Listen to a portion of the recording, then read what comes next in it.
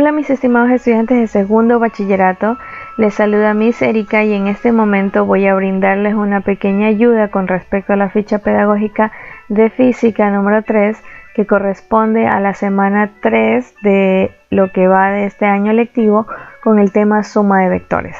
En esta ficha pedagógica ustedes tienen un pequeño texto, un pequeño documento de apoyo que les va a servir para realizar las actividades correspondientes.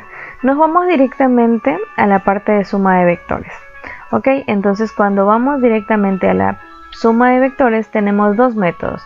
El expresado en la figura 1, que es el método gráfico en donde encontramos una resultante a través de sumar a más b de manera gráfica.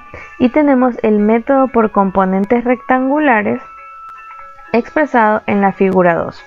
Ok, entonces para explicar un poco de qué se trata el método gráfico, pues tenemos aquí la graficación del vector A más el vector B. Date cuenta que al graficar los vectores tenemos que conservar el sentido y el tamaño del vector. Quiere decir que si A es un vector que está totalmente horizontal, lo vamos a graficar de la misma manera. A continuación de A vamos a graficar a B, conservando su tamaño y su dirección.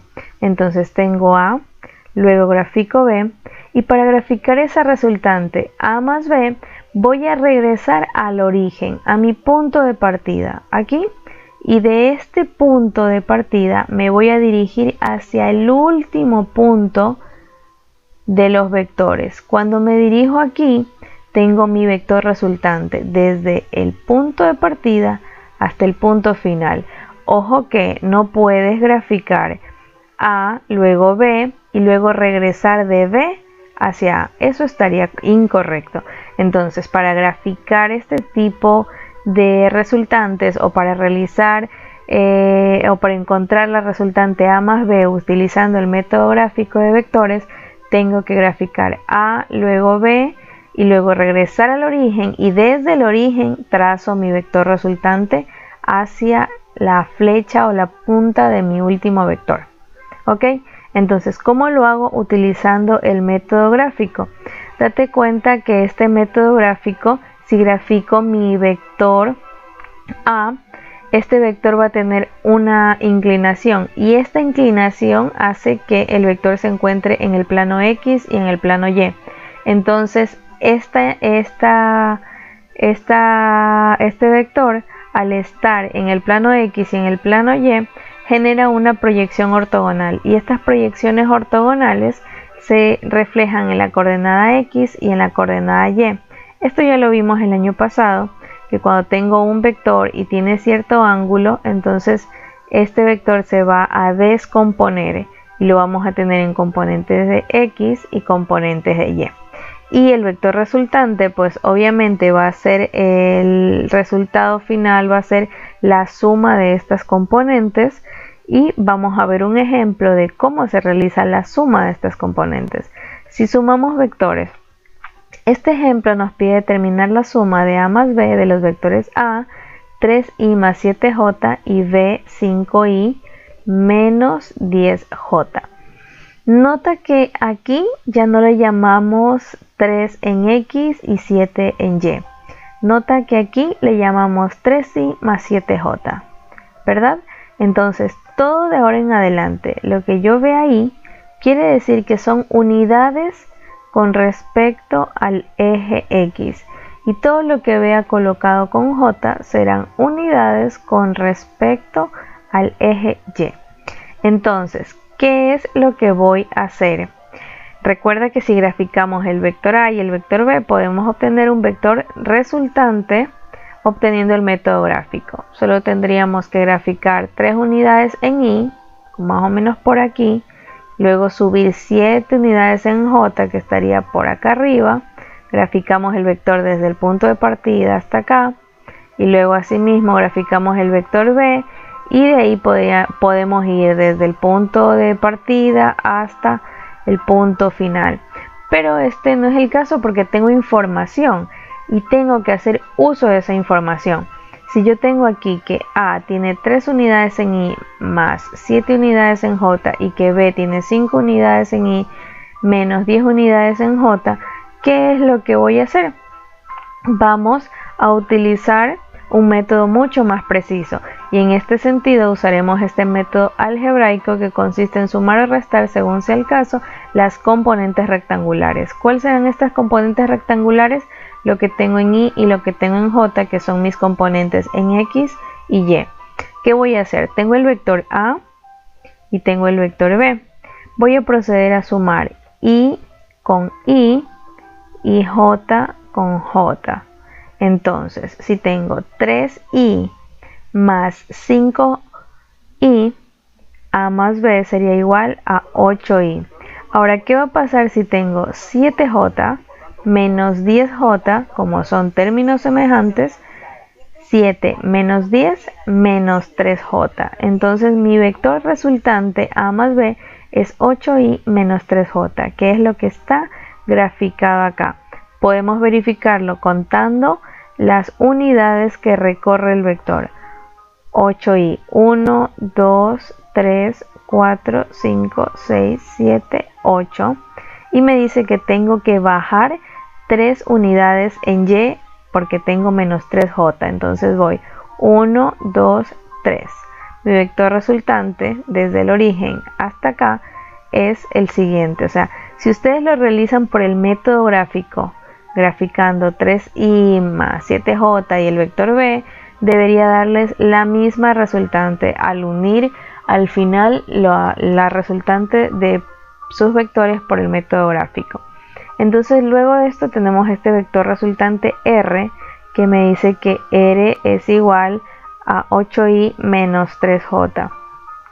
Este método gráfico, este método de componentes rectangulares me recuerda a un método que se utiliza en matemática para encontrar la hipotenusa de un triángulo rectángulo. No olvidemos que la unión de estos dos vectores nos formaba un triángulo rectángulo. Entonces, ¿cómo vamos a encontrar este vector resultante? Utilizando la ecuación de Pitágoras. La ecuación de Pitágoras nos dice que el vector resultante, o en este caso la hipotenusa, va a ser igual a la raíz cuadrada de la componente en Y más la componente en J, ambos términos elevados al cuadrado. Si utilizamos nuestra calculadora científica, lo hacemos y tenemos una resultante de 8,54. Ahora también necesitamos la dirección del vector resultante. Recordemos que los vectores tienen magnitud, dirección y sentido. Entonces ya tenemos aquí la magnitud, ahora nos falta la dirección del vector resultante. ¿Cómo encuentro la dirección de ese vector resultante?